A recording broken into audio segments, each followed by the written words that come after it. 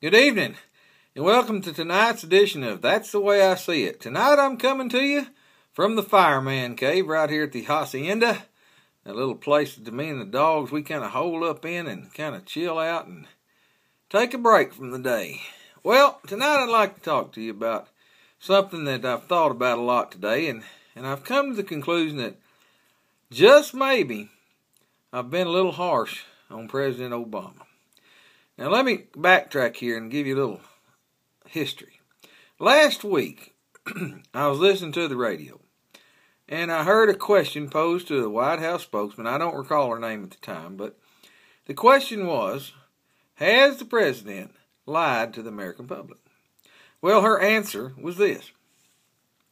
Well, let's just say that he has been a little less than honest. Oh, okay. Well, that kind of clears things up. It makes you realize that, it's okay to tell a little lie or be a little dishonest or be a little misleading. That's all he was doing. He wasn't telling a lie. So that made me think, well, if the president is such a smart man, and we all know he is. I mean, he's told us and the world's told us that he is an amazingly intelligent man. Why would he subject himself to the things that he has? I use in reference all the many occasions on which he went out with hundreds of cameras and he uttered the words, if you like your doctor, you can keep your doctor. If you like your health care, you can keep your health care. Nobody's talking about making you change anything. Now, why would a smart man do that?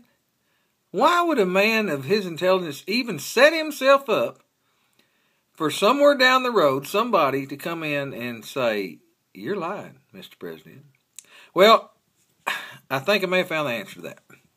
I was looking at some deals today, and I wanted to see just who was kind of the architect of the health care plan and bill. Well, the man who is the central figure and pretty much the architect of the ACA is a man named Jonathan Gruder. Well, in researching Jonathan, I found it interesting that his quote about how they wanted to operate, about getting Obamacare pushed through and the American public to not question it as much, was done by this tactic right here. And I quote, look, we've got to get this across the finish line. To do that, you have to explain to the people in a way that ultimately is not 100% accurate, but it tries to get the gist of what you're trying to do across. So in other words, what he's saying is, you need to be dishonest.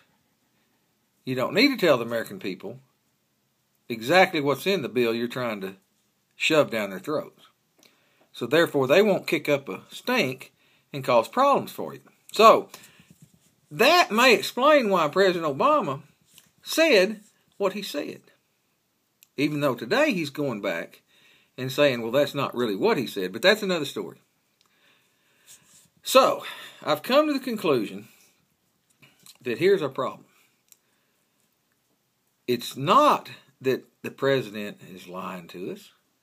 It's not that we've had a bill shoved down our throat without knowing what it was really about.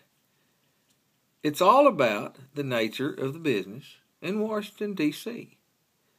So, with that being said, I think it's time to tell Washington, D.C. to take a hike. And everybody up there in it that's an elected official needs to take a hike.